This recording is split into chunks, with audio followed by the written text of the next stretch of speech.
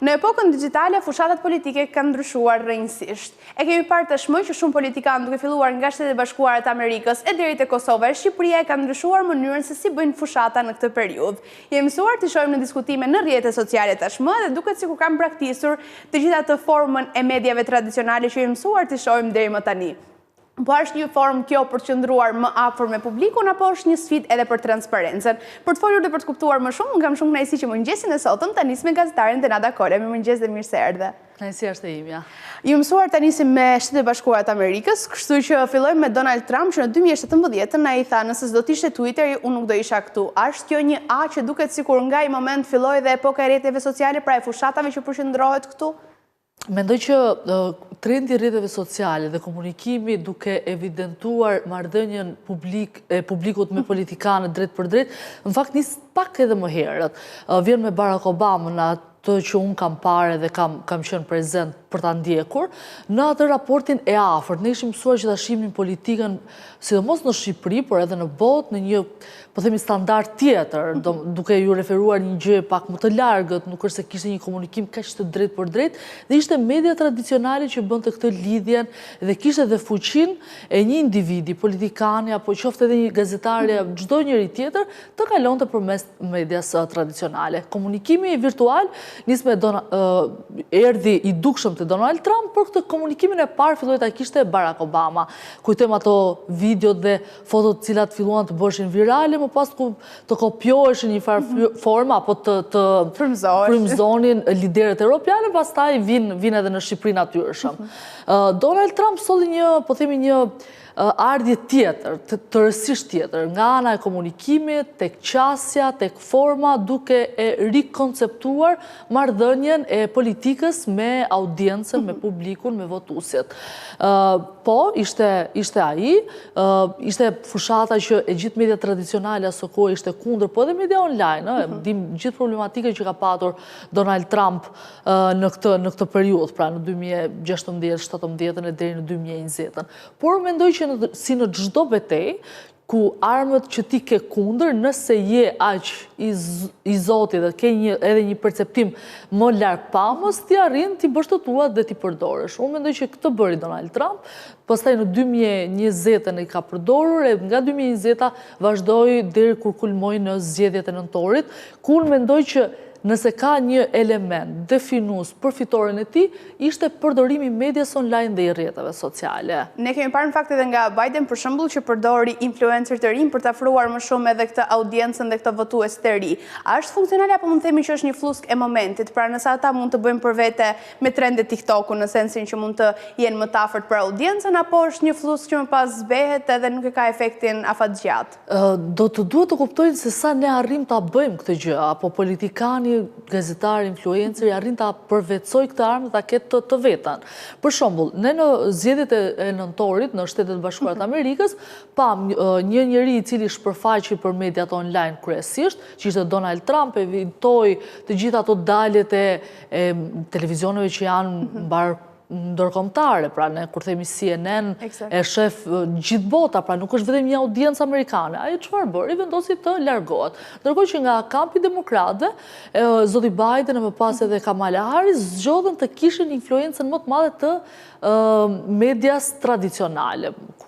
Kujtojmë të gjithë daljet mediatike, të kuruara, të përgatitura paraprakisht, se ne si gazetare dim shumë mirë se sa përgatitje bëjnë kampet politike, apo po themi gjithë fushatat e PR-it për kandidatët, që një intervistë, po themi në CNN apo në televizionet e tjera, CBS e të gjitha të jetë në nivelin e dur.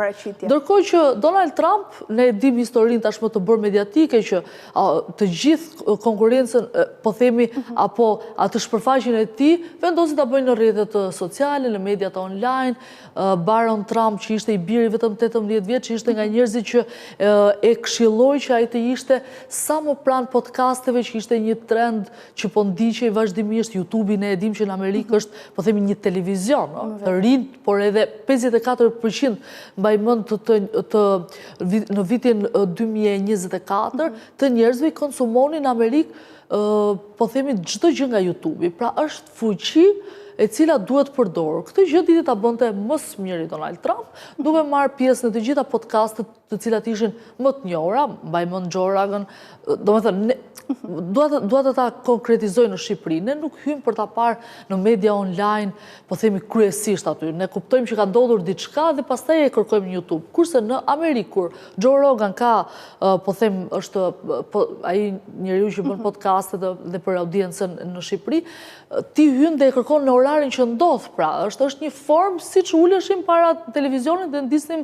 telekomandën për të parë, ku diun, lajmet e 7:30, cilës janë embleme televizionit apo prime time që ne kemi në orën 9 dhe në orën 10. Kështu është dhe ndodh në rrjetet sociale. Dhe audienca e tij shpërtheu në disa minuta, jo në disa orë që pastaj filloi të bëj globale, për të kuptuar se sa e madhe është fuqia.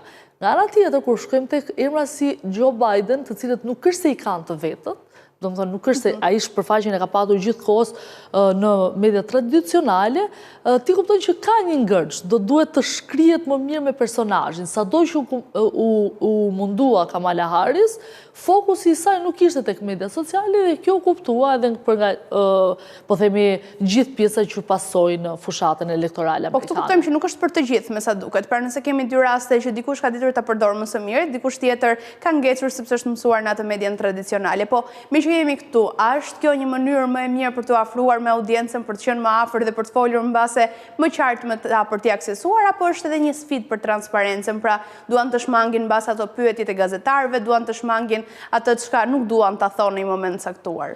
Të dyja elementet janë. Mjetet që ne kemi online, rrjetet sociale, kjo është një formë për secilin nga ne që është aktiv nga rrjetet sociale, ti shmang element të tretë të cilët do duhet të negociosh me ta. Pra nëse unë do të vi në intervistë me ty, Adelina, do të duhet të rakordojmë bashkë, do të duhet të mbajmë linjën editoriale, shpeshherë problematike të televizioneve, ndërkohë që në rrjetin tim social, në YouTube, unë bëj të gjitha kronikat që dëshiroj të bëj. Dhe kjo është një liri që ma jep.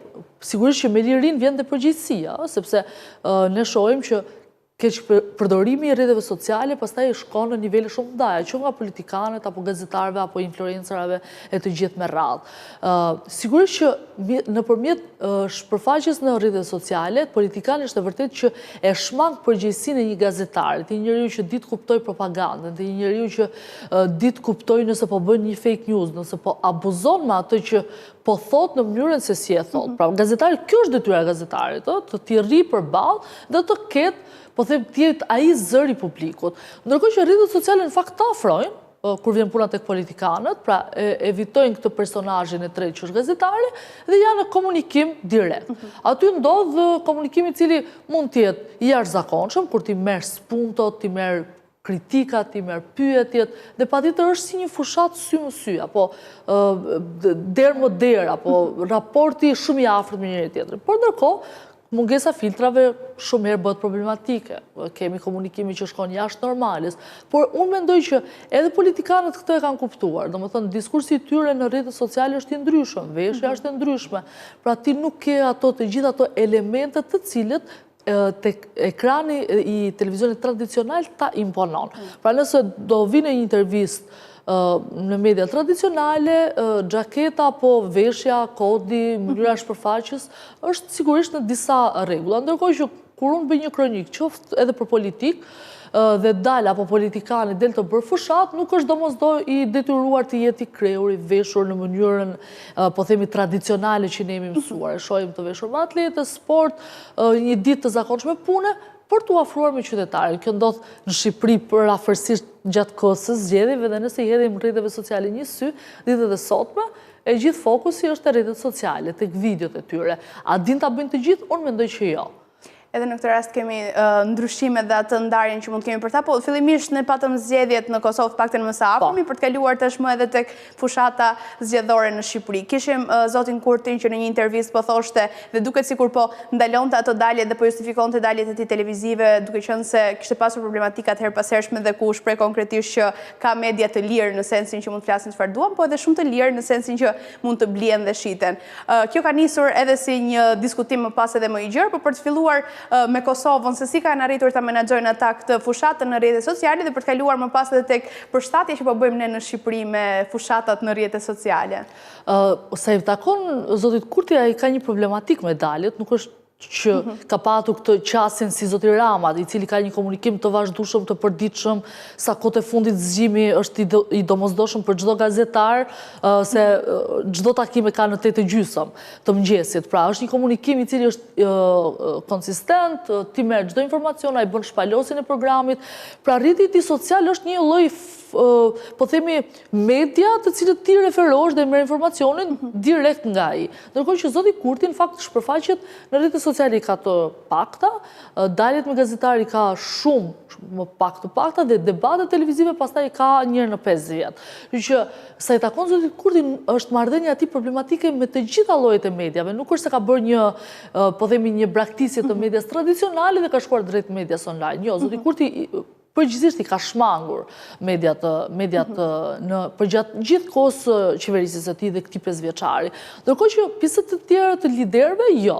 Për shembull, Lumir Abdixhiku të gjithë rrjetet sociale ka punuar me të gjithë fushatën e tij ka patur dhe në rrjetet sociale, po edhe në dalje televizive, ka punuar paralelisht, ka shkuar drejt gazetarëve që janë me influencë për të patur mbulimin e fushatës së tij. Memri Krasniqi, duke qenë një natyrë goxha edhe ai i ri, ka patur këtë shpërfaqjen edhe ti e shikon duke dhënë intervista dhe për gazetarë të moshës tonë, të cilët nuk kanë bërë atë, po themi atë thyrjen që në Shqipëri është ai moderatori apo gazetari që ka vite, ndërkohë që ata dalin dhe tek njerëz që kanë influencë, siç janë gazetarë që janë shumë të ndjekur në TikTok apo në Instagram dhe Facebook. Pra i ka përfshirë dhe ka qenë prezent kudo. Por ka balancuar me Bedri Hamzën, i cili ishte kandidati për kryeministër, i cili ishte ai politikan i format, që ka vite, është në karrierë, pra është edhe një moshë pak më e madhe, i cili ka preferuar kryesisht të ketë mediat tradicionale, ndërkohë që ekipi i tij ka punuar me rrjetet sociale. Sepse Adelina ka dy tipologji politikanësh. Ata që e zotrojnë, po themi, marrëdhënien me rrjetet sociale, janë ata ideatorët, janë ata që punojnë paralelisht me fushatët apo me shpërfaqjen e tyre, do t'jap shembullin e Iori Databakut në Shqipëri dhe ka nga ata që sigurisht marrin dhe i besojnë njerëzve të cilët janë adapt për atë punë dhe normalisht që do të marrin të gjithë, po themi, ndihmën e tyre se si të jenë të dashur, se si të shkrihet ai personazhi, sepse ndryshe do të rri strategjia e mirëfillt marketingu. Po, patjetër. Domethënë sot unë shikoj edhe nga marrëdhëniet me gazetarët të cilët kanë përvojë, gazetarët më të mirë dhe më në zë janë njerëzit të cilët janë duke u zgjedhur për të patur strategjitë në Shqipëri të PR-it të gazetaresë dhe shpërfaqjes së kandidatëve. Kjo ndodh dhe me kandidatët të cilët nuk kanë përvojën si që është zoti Rama, po të tjerë të cilët do të duhet që të mësohen që nga forma se si duhet shpërfaqen, ku duhet bërë ndryshime, çfarë duhet thonë, me kë element do të luajnë, domethënë është një element shumë i rëndësishëm sot në fushatën politik, në mënyrë konstante, jo vetëm në këto muajt para fushatës. Dhe çka që më bën përshtypje, do doja në fakt pyesja edhe se sa e vështirë bëhet për ne gazetarët, kryesisht pak më të rinj, për të marrë mbase atë lajmin edhe për ta mbuluar fushatat zgjedhore ashtu siç duhet, duke qenë se janë këto kanalet e reja dhe vazhdon të jetë sërish ai mentaliteti që janë kryesisht gazetarët me shumë vite eksperiencë, pra që janë në treg dhe të njohur për pjesën politike. A sa vjen e shtohet e vështirësia jonë apo ka filluar tashmë me rrjetet sociale mund t'i marrim edhe ne më thjesht ato informacionet edhe më shpejt? Unë po e nis nga përvoja ime personale, të cilën të gjithë shpërfaqjen time, duken time, ngritjen e imazhit time kanë bërë nëpërmjet rrjeteve sociale. Çfarë dua të them me këtë? Duke mos patur dëshirën për të dorëzuar drejt kësaj që çdo gjë, unë jam shumë kundër të gjithë asaj që ankesës që ne nuk kemi shpërfaqjen, qoftë gazetarët, qoftë politikanët, apo të rinj që duan të jenë pjesë e medias, që të gjejmë rrugën e thjeshtë, të ankohemi që nuk është kjo hapësira, s'është e zënë. Askush në asnjë sektor nuk do të vi dhe do të lërë punën tani, apo do të ik nga kjo skena ku ai është, për shkak se do vish ti që je një i ri. Është detyra sfidantit, është detyra e të rinjve, të cilët duhet të jenë me aq zë sa të jenë influent. Në momentin që ti je influent, është e pamundur që ti mos të jesh pjesë edhe prezente dhe të detyrosh në thojza edhe media tradicionale të bëjnë pjesë të tyre, por ndërkohë duke u shpërfaqur në rrjetet sociale. Kështu që unë kështu po e marr nga përvoja ime e nisa. Fillova të bëj kronikat që dua, sigurisht me përgjegjësinë që publiku të mos zhgënjet ndaj asaj që unë bëj. Lajmi është i lajmi vështirë që nga 2008, që është ajo thyerja midis kasetave të gatshme që fillojnë të vinë në televizion ku të gjithë kuroheshin, sigurisht që u bë më e vështirë.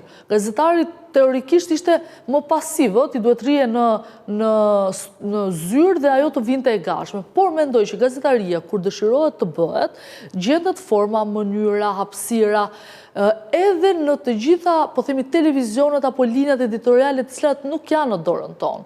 Pra, unë për shumë vite kam punuar media tradicionale dhe sigurisht që mund të mos kisha hapësirën ndoshta të asaj që unë doja të bëja, kam gjetur rrjetin tim social. Në rrjetin tim social bëj çdo kronik që dëshiroj. Kam shkuar në terren dhe kam mbuluar ngjarje të cilat media tradicionale nuk e gjej aty. Kam gjetur 2-3 gazetarë të cilët kishin përfaqe në rrjetet sociale, derisa u identifikova me atë kauzë. Kështu që unë mendoj se për çdo ndryshim, sepse si qenia njerëzore, ashtu edhe politika, edhe televizioni janë gjërat e cilat janë në ndryshim të vazhdueshëm. Ne do duhet të jemi aq të zot, aq largpamës sa të gjithë elementet që ndryshojnë ti kthejmë në favorin ton. A është bërë më e lehtë? Nganjëherë është bërë më e lehtë. Ti sot merr informacion dhe mbulon zgjedhjet në Amerikë fal rrjeteve sociale. Unë kam ndjekur të gjithë fushatat e 3 rasteve të fundit të Amerikës dhe kam qenë adapte pa qenë nevoja të jem atje, pa qenë ndonjëherë nevoja për të patur vetëm kanalet tradicionale, pikërisht duke ndjekur rrjetet sociale, duke përzgjedhur mediumet të cilat lexoj, kështu që sot është bërë nga njëra anë më e lehtë. Tek rasti i lajmit ekskluziv patjetër që ka ndryshuar.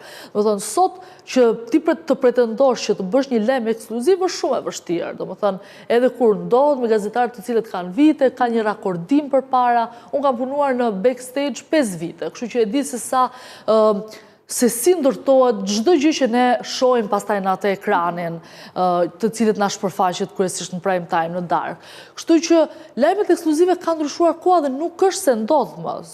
Domethënë dikur ishte fuqia gazetarit sepse vetëm ti kishe kontakt me prokurorin, vetëm ti kishe kontakt me politikanin. Sot është bërë shumë më e thjeshtë. Ajo që sot ka nevojë media në Shqipëri dhe mund të përdoret shumë mirë media online është thellimi në tema. Ty nuk të ndalon askush sot që ti të thellosh një temë të cilët ndoshta media tradicionale për kohën, për hapësirën, për mënyrën, për ndikimin, po të duash politik, nuk e bën. Ti me një qoftë dhe financim apo me një gjetje forme, ti shkon dhe thellosh për 1 muaj, 2 muaj, 3 muaj në atë temën dhe ti e shpërfaq në rrjetin tënd social dhe këtë gjë nuk ta bën dot askush, nuk ta ndikon dot. A do kesh sulm, a do kesh problematika? Patjetër, po kjo është rruga e gazetarit. Le të shërbej kjo si një thirrje dhe mbasës një motivim për të gjithë ata që po presin që të lirohet një vend në median tradicionale për të vazhduar dhe për të punuar më tej.